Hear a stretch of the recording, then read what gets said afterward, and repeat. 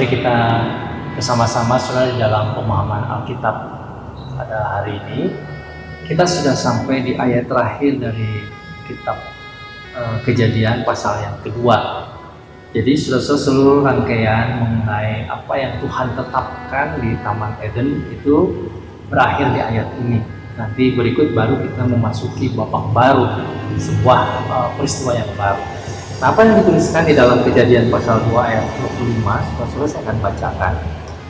Mereka keduanya telanjang, manusia dan istrinya itu, tetapi mereka tidak merasa malu. Nah, ayat ini ayat yang cukup menarik, saudara, kita perhatikan karena ayat ini menggambarkan sebuah situasi yang sama sekali berbeda dengan yang terjadi kepada manusia sesudah jatuh di dalam dosa. Saudara, dalam ayat ini ditegaskan kembali bahwa manusia itu, yaitu Adam, laki-laki itu, dengan perempuan itu istrinya. Jadi ditegaskan, laki-laki dan perempuan itu adalah suami dan istri, laki-laki dan perempuan. Nah, beberapa waktu yang lalu, saudara, saya menyampaikan ada 3 isu yang menjadi tantangan yang tentang perkawinan yang ada di dalam dunia ini, ya, tidak mau mengambil ketetapan Tuhan, yaitu yang saya sudah sampaikan mengenai kehidupan bersama, poligami, dan juga LGBTQ. Nah, saudara, pada ayat ini lalu kita melihat menjadi kesimpulan sesudah Tuhan menikahkan mereka, laki-laki dan perempuan, apa yang terjadi? Yang digambarkan di sini ada 2 hal, saudara-saudara. Mereka itu telanjang, tidak berpakaian, saudara, tetapi mereka tidak merasa malu. Nah, tentu saja, saudara-saudara, bagian Alkitab ini dituliskan jauh sesudah kejadian ini.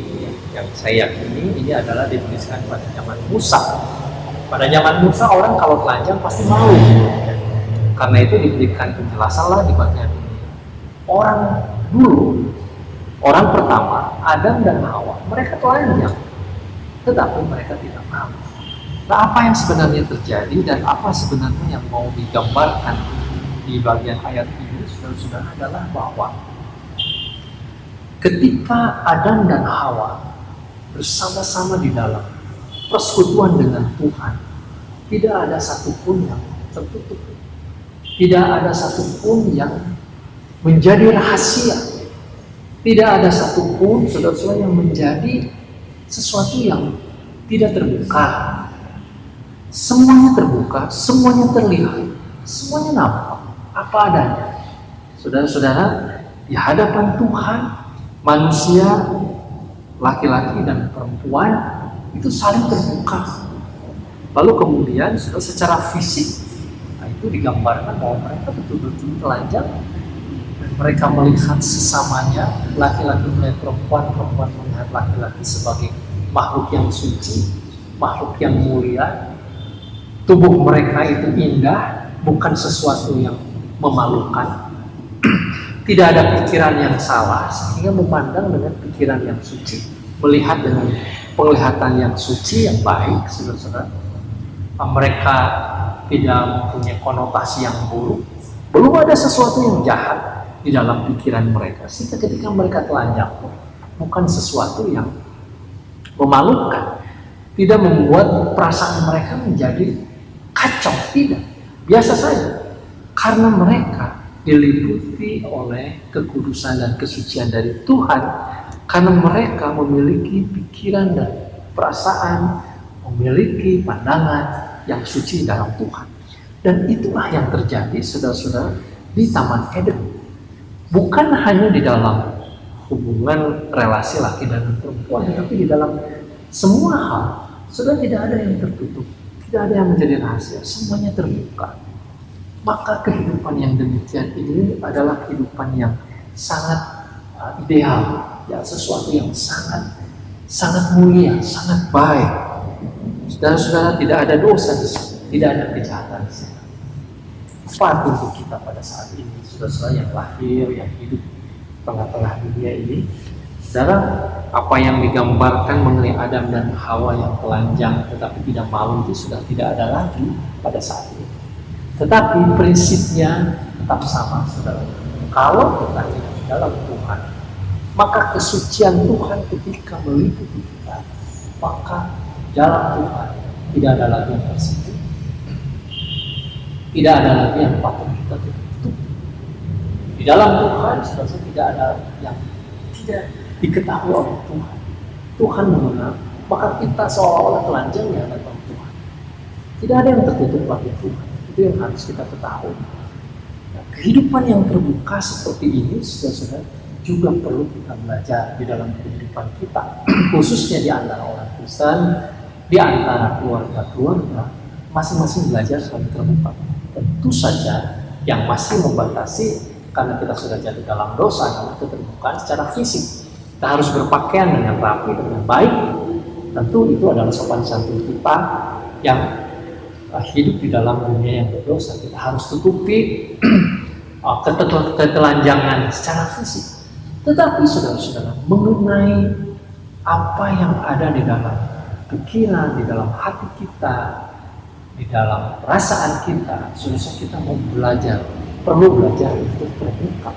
Sehingga masing-masing kesatuan, entah itu keluarga, entah itu komunitas, jemaat, gereja misalnya, tidak saling curiga, tidak saling menyimpan kesalahan, tidak saling akhirnya diam-diam merencanakan perbuatan jahat, ya, menjahati orang lain, menyimpan kesalahan orang lain. Tidak ada, sudah. Dan itu yang harus kita belajar. Karena kerinduan Tuhan sejak awal, kita terbuka. Kita tidak menutupi apapun. Ya, saya tahu, saudara-saudara, tentu saja dalam dunia yang jahat kita perlu bijaksana tentu. Kepada orang-orang tertentu mungkin ada hal-hal tertentu yang tidak perlu kita sampaikan. Kepada anak-anak yang belum mencapai umur dewasa, yang pengetahuannya masih kekanak-kanakan, tentu ada hal-hal yang tidak perlu kita sampaikan. Itu wajar.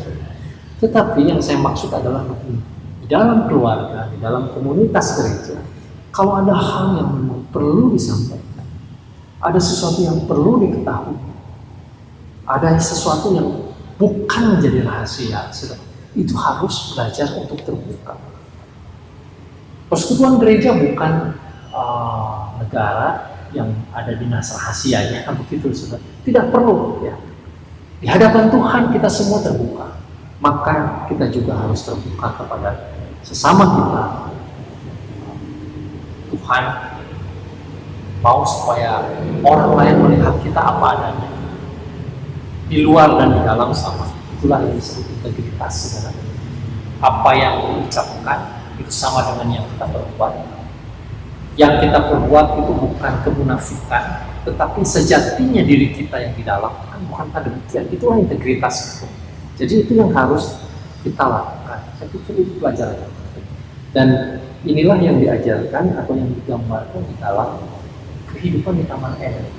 Ketika Allah menciptakan manusia dan alam semesta di dalam kesucian dan kemuliaan Tuhan, saudara, kita ditantang pada saat ini untuk melihat segala sesuatu yang ada di dalam dunia ini mengacu kepada standar yang Tuhan tetapkan, yang ada di awal ketika Tuhan memulai alam semesta. Standar kita bukan standar yang ada di dalam dunia, saudara, tetapi standar yang ada ketika Tuhan menciptakan awal mula alam semesta. Kiranya Tuhan memberkati kita, saudara-saudara. Mari kita berdoa. Ya Tuhan, terima kasih kami sudah melewati bahasan Alkitab cukup panjang dan dalam, yang cukup detail dari Kejadian 1 dan Kejadian 2. Tuhan, Kau yang mau menolong supaya kami diingatkan kembali, kami terus melihat bahwa kami haruslah hidup sesuai dengan kebenaran dan standar yang Tuhan tetapkan. Terima kasih Bapak di surga, di dalam nama Tuhan Yesus kami berdoa. Amin. Tuhan Yesus memberkati kita. Sampai berjumpa kembali, saudara.